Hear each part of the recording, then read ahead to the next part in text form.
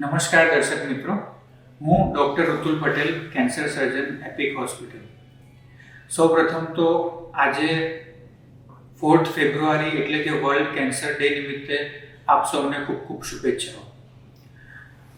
તમને બધાને જાણીને કદાચ આશ્ચર્ય થશે કે આ વર્લ્ડ કેન્સર ડે 4th ફેબ્રુઆરી કેમ મનાવવામાં આવે છે. તો એક ચેરિટેબલ ઓર્ગેનાઇઝેશન છે જેનું નામ છે યુનિયન ફોર કેન્સર કંટ્રોલ.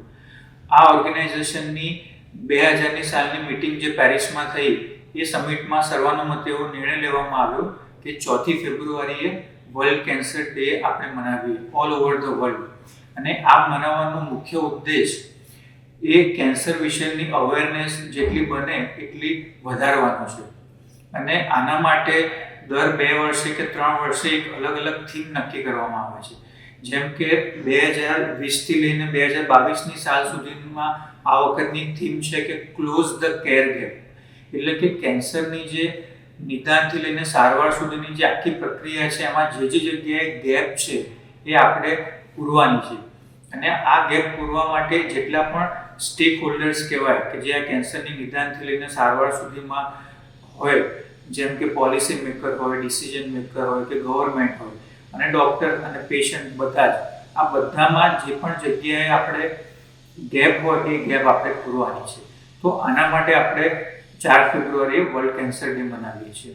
હવે આજે આપણે એવા કોમન પ્રશ્નોની ચર્ચા કરીશું કે જે અમને અમારા દર્દીઓ ખૂબ જ કોમનલી પૂછતા હોય અને આ વિશે સામાન્ય માણસોમાં પણ ઘણી બધી ગેરસમજ હોય.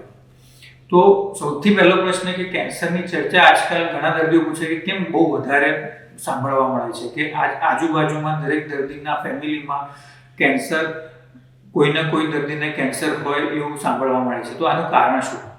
તો સૌથી પહેલાં તો જે પણ વસ્તુની ચર્ચા આપણને વધારે સાંભળવા મળતી હોવાનું એક જ મુખ્ય કારણ હોય કે એ વસ્તુ કે એ રોગ થવાની જે ઇન્સિડન્સ હોય ઓવરઓલ કોમન પોપ્યુલેશનમાં એ ખૂબ જ વધારે હોય. તો જો કેન્સરની વાત કરીએ તો દર વર્ષે 20 મિલિયન લોકો એટલે કે 2 કરોડ લોકો નવા કેન્સરમાં નિદાન થાય છે ઓલ ઓવર ધ વર્લ્ડ. અને આ કેન્સરના લીધે દર વર્ષે 1 કરોડ લોકો મૃત્યુ પામે છે. એટલે તમે સમજી શકો છો કે જ્યારે કેન્સરનું જે ઇન્સિડન્સ પણ આટલું કોમન છે અને આ એક પ્રાણઘાતક રોગ છે, તો આ બંને વસ્તુ જો આપણે કમ્બાઈન કરીએ તો આપણને ખ્યાલ આવશે કે કેન્સર કેમ આટલી બધી ચર્ચા આપણને આજુબાજુ સાંભળવા મળે છે.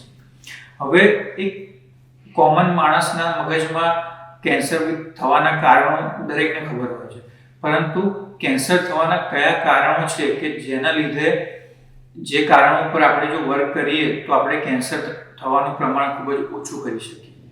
તો એના મુખ્ય કારણો 2-3 જે હું તમને કહું, જેમ કે એક વ્યસન. સૌથી પહેલું કારણ તો છે વ્યસન, જેમાં તમાકુ અને દારૂ. આ સિવાયના કારણોમાં આપણી લાઈફસ્ટાઈલ કે જે આપણું અત્યારની લાઈફસ્ટાઈલ છે કે જેમાં આપણે ખોરાક, જંક ફૂડથી લઈને સ્થૂળકાય શરીર કે આપણું વેટ ગેઇન ખૂબ જ વધવા માંડ્યું છે. અમુક પ્રકારના ઇન્ફેક્શનો જેમ કે હેપેટાઇટિસ બી વાયરસ કે હ્યુમન પેપિલોમા વાયરસના ઇન્ફેક્શન. આ સિવાય આપણે જો જોવા જઈએ તો શરીરમાં અમુક પ્રકારના હોર્મોનલ ચેન્જીસ. તો આ બધા જે કારણો છે કે આ કારણો આપણા કંટ્રોલમાં આવી શકે. હવે એના માટે સૌથી પહેલાં હું ચર્ચા કરવા માંગીશ વ્યસનની.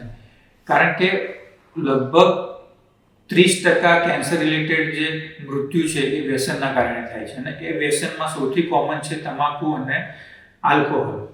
હવે તમાકુનો ઉપયોગ સમાજમાં અલગ અલગ રીતે આપણને જોવા મળે, જેમ કે મસાલો કે જરદા કે સોપારી, એની સાથે આપણે બીડી કે સિગરેટ, ચીકણી, દરેક અલગ અલગ પ્રકારથી આપણને તમાકુનું વ્યસન જોવા મળે છે. હવે અમુક જે આ વ્યસનના કારણે દર્દીને પોતાને તો તકલીફ થાય, પરંતુ સ્મોકિંગના કારણે દર્દીના જે નજીકના સગા છે કે જે એમના ક્લોઝ એન્વાયરમેન્ટમાં લોકો છે કે જે પોતાના ફેમિલી મેમ્બર્સ પણ હોઈ શકે કે એમના જે એમનું કામ કરવાનું સ્થળ હોય એના પણ મેમ્બર હોઈ શકે, જેને પણ એના કારણે ઘણી તકલીફ થતી હોય છે. હવે જ્યારે 25થી 30% ઓવરઓલ કેન્સર રિલેટેડ ડેથ જે છે એ તમાકુના અને દારૂના વ્યસનના કારણે થાય છે.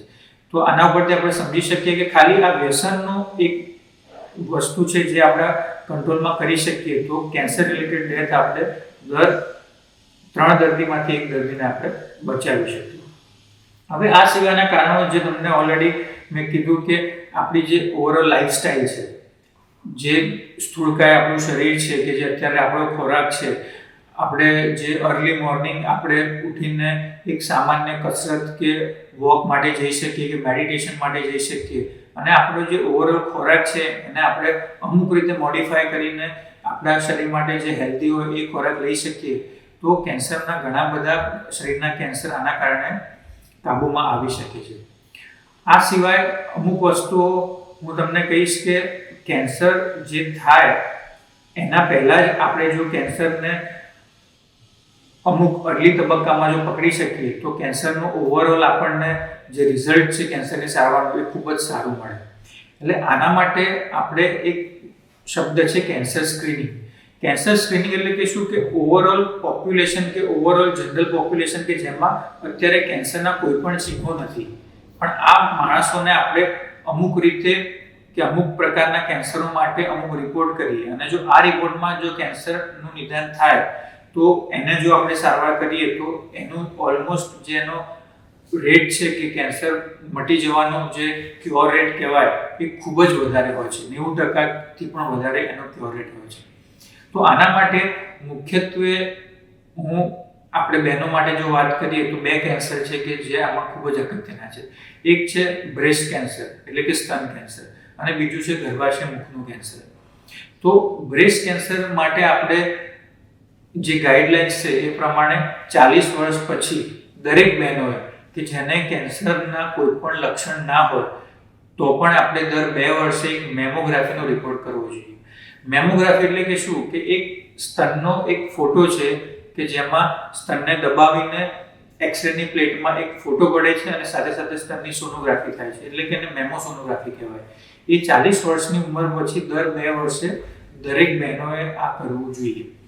અને આ સિવાય ગર્ભાશય મુખનું જે કેન્સર છે એના માટે આપણે એક પેપ સ્મિયરનો રિપોર્ટ હોય છે. બહુ સિમ્પલ ઓપીડી બેઝ રિપોર્ટ છે કે જેમાં આપણે ગર્ભાશય મુખમાંથી એક બ્રશ દ્વારા એક મટીરિયલ લઈને એને સ્લાઇડ બનાવીને લેબોરેટરીમાં મોકલીએ છીએ. તો આ રિપોર્ટ દરેક બહેનોએ 30 વર્ષ પછી દર 3 વર્ષે કરવો જોઈએ. અને હવે એમાં એક નવી એડવાન્સ ટેકનિક આવી છે કે જેમાં લિક્વિડ સાયટોલોજી કહેવાય કે એ સ્લાઇડ બનાવવાના બદલે એનું એક મટીરિયલ હોય જેની અંદર આપણે એ બ્રશ મૂકીને એની આગળ તપાસ કરીએ. જો આ રિપોર્ટ આપણે કરીએ તો દર 5 વર્ષે આપણે આ રિપોર્ટને આપણે રિપીટ કરવો પડે. તો આ 2 બહુ સિમ્પલ વસ્તુ છે અને એક તમારા હેલ્થ માટેનું એક ઇન્વેસ્ટમેન્ટ છે કે જે દરેક બહેનોએ કરવું જોઈએ. આ સિવાય જે તમાકુ મસાલાનું સેવન કરતા હોય એવા દરેક માણસોએ સેલ્ફ ઓરલ એક્ઝામિનેશન એટલે કે શું કે પોતાના મોઢાનું જાતે જ એક્ઝામિનેશન દર મહિને એક વખતે ખાલી 3 મિનિટનો સમય ફાળવે અને સૂર્યપ્રકાશમાં કે એક સારી લાઇટમાં એ આપણે જો મિરરમાં આપણું મોઢાની અંદરનું જે પણ સ્ટ્રક્ચર છે એમાં કોઈ પણ નવો ચેન્જ થયો છે કે નહીં, નવું કોઈ ચાંદુ હોય, નવું કોઈ લાલાશ પડતું ચાંદુ હોય કે એક વ્હાઇટ કલરના ડોટ્સ હોય, તો આપણે આ દરેક વસ્તુ નવું કોઈ આઈડેન્ટિફિકેશન હોય તો આપણે તરત ડૉક્ટરની સલાહ લેવી જોઈએ.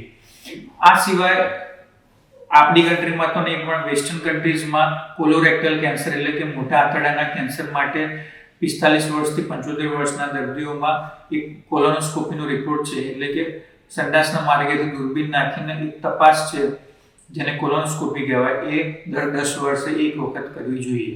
અને એ સિવાય એક સિમ્પલ રિપોર્ટ જે આપણે પણ કરી શકીએ જેને કહેવાય છે સ્ટૂલ ફોર ઓકલ્ટ બ્લડ, એટલે કે આપણા એક સંડાસનો એક રિપોર્ટ છે કે જે આપણે દર 1 વર્ષે આપી શકીએ અને એ રિપોર્ટમાં જો કોઈ તકલીફ હોય તો આપણે આગળ ડૉક્ટરને બતાવી શકીએ. તો આ વાત થઈ કે કેન્સરને આપણે કેવી રીતે ખૂબ જ અગલી તબક્કામાં નિદાન કરીએ, અને આ જો નિદાન કરવામાં આવે તો આપણને ઓવરઓલ કેન્સરનું જે રિઝલ્ટ છે એ ખૂબ જ સારું મળે. હવે અમારું એક ઓબ્ઝર્વેશન છે કે મોટાભાગના દર્દી જ્યારે અમારી પાસે આવે ત્યારે એ થોડું એડવાન્સ તબક્કાનું જ કેન્સર લઈને આવે છે. તો આ માટેના શું કારણો છે? તો સૌથી પહેલું કારણ હું કહીશ કે એક આપણા સમાજમાં કેન્સર વિશેની અવેરનેસ ખૂબ જ ઓછી છે.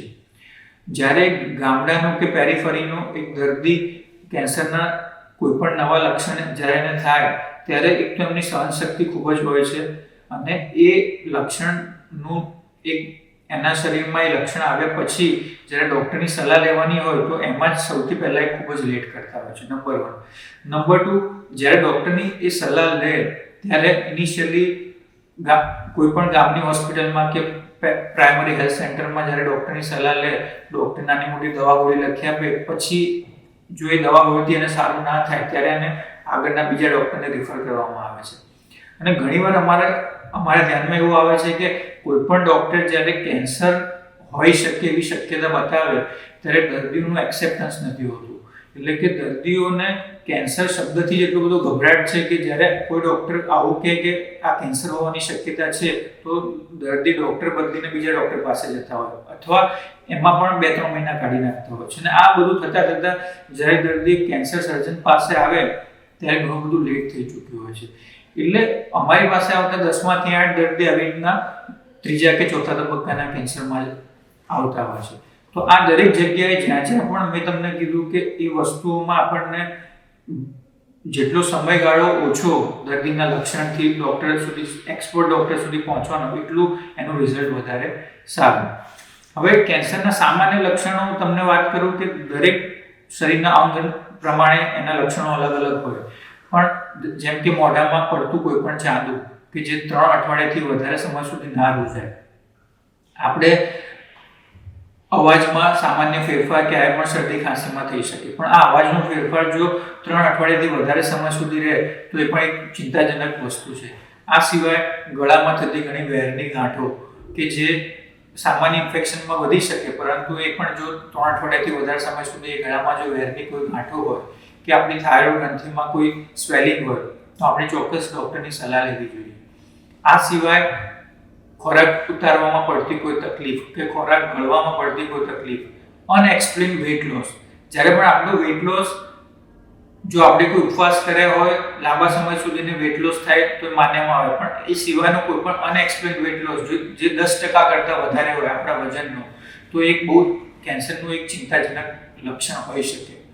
આ સિવાય ઘણીવાર પેટના અને આંતરડાના બધા કેન્સર્સ જે હોય એમાં પેટ ફૂલી જવું, કે જ્યારે ઓવેરિયન કેન્સર હોય, જ્યારે બહેનોમાં થતા અંડાશયના જે કેન્સર કે જેમાં પેટમાં પાણી ભરાઈ જાય તો એમાં પેટ પણ ફૂલી જાય છે, તો આ બધા પણ એક કેન્સરના લક્ષણો છે. આ સિવાય પોસ્ટ મેનોપોઝલ બ્લીડિંગ, એટલે કે બહેનોને મેનોપોઝ આવી ગયા પછી પણ જ્યારે નીચેથી આપણને બ્લીડિંગ થતું હોય તો આ બધા ગર્ભાશય મુખના કે ગર્ભાશયના કેન્સરના લક્ષણો હોઈ શકે. જે સ્તન કેન્સર માટેની વાત છે કે જેમાં સ્તનમાં થતી કોઈ પણ ગાંઠ જે ભલે દુખતી ના હોય, અને આ સિવાય નિપલમાંથી કોઈ ડિસ્ચાર્જ આવતો હોય, તો આ બધા જ કેન્સરના લક્ષણો હોઈ શકે. હવે એક બહુ કોમન ગેરમાન્યતા એવી છે કે કેન્સરથી આપણને કોઈ પણ ચાંદુ પડે કે શરીરમાં કોઈ પણ ગાંઠ થાય તો આમાં જ્યારે દુખાવો ના થતો હોય ત્યારે દર્દી અમારી પાસે આવતા નથી.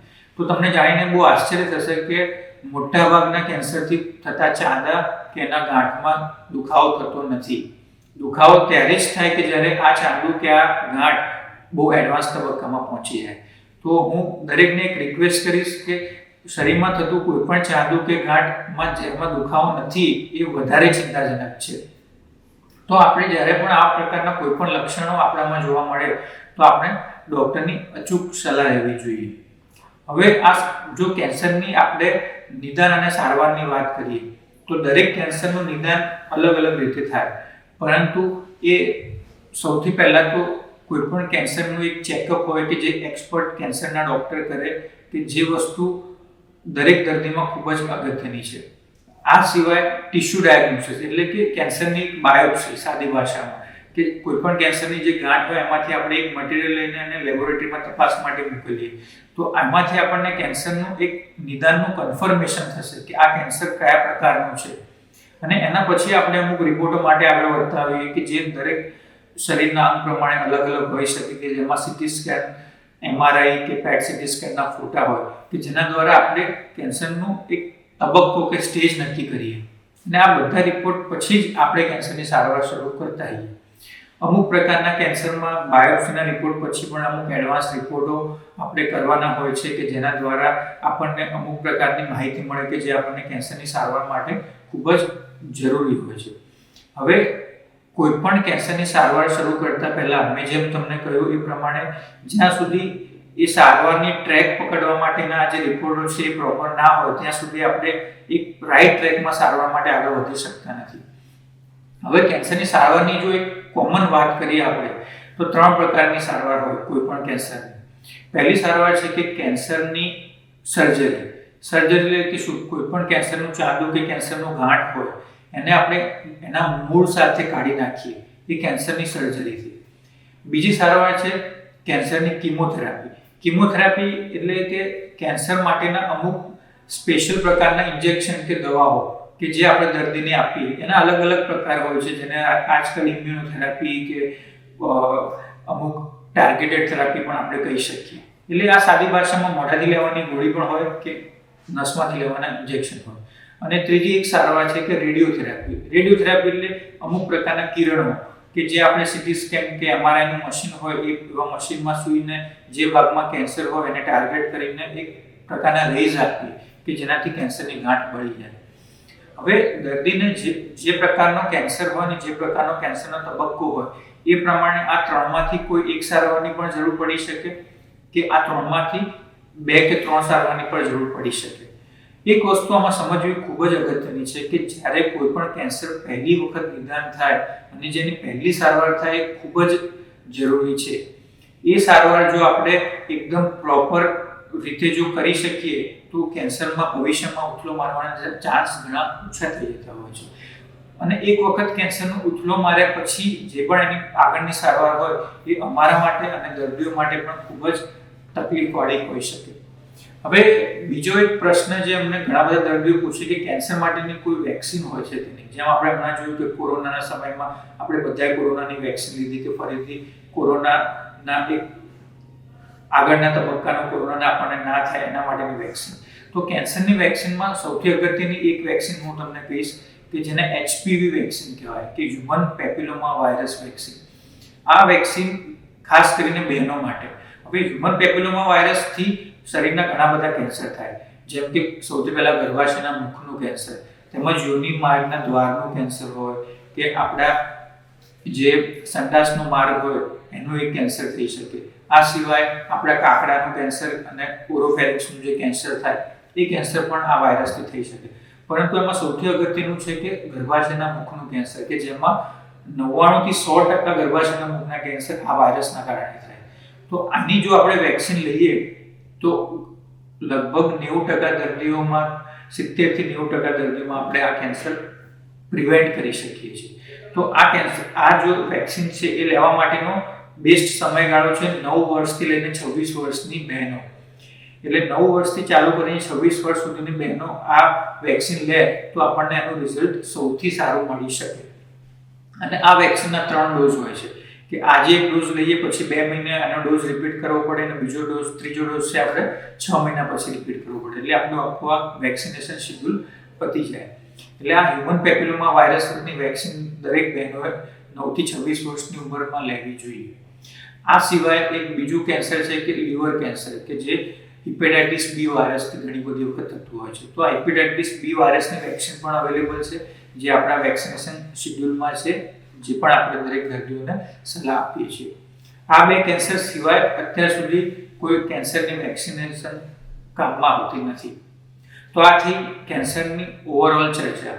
પરંતુ આ ચર્ચાને જો આપણે એક સમઅપ કરીએ કે આ ચર્ચાનું જે તમને ક્રક્સ કહું તો મેઇન વસ્તુ છે કે prevention is always better than cure. એટલે કેન્સર થાય પછી આપણે એની સારવાર કરીએ એના કરતાં કેન્સર થવા પહેલાં જ આપણે એને જો અટકાવી દઈએ, જેમ મેં તમને કીધા કે એના મોડિફાયેબલ રિસ્ક ફેક્ટર છે, તો એ દરેક વસ્તુ આપણે એના ઉપર સૌથી વધારે ફોકસ કરીએ. અને બીજું વસ્તુ કે ધારો કે આપણને કેન્સર થઈ ગયું છે તો એના માટે જે સ્ક્રીનિંગ મેથડ મેં તમને કીધી કે મેમોગ્રાફી, પેપ્સમિયર અને મોઢાની જાત તપાસ, આ એટલી સિમ્પલ વસ્તુ છે કે જે આપણા શરીર માટેનું એક ઇન્વેસ્ટમેન્ટ છે કે જેના દ્વારા આપણે કેન્સરને ખૂબ જ અગલી તબક્કામાં પકડી શકીએ. તો હું ઈચ્છું કે આપણી આ જે ચર્ચા છે એનાથી તમારા મગજમાં ઘણી બધી ગેરમાન્યતાઓ દૂર થઈ હશે, તેમજ તમને એક કેન્સર વિશેનો એક ઓવરઓલ વ્યૂ આવ્યો હશે. હવે પછીની ચર્ચા ફરી ક્યારેક આપણે કરીશું. Thank you. નમસ્કાર.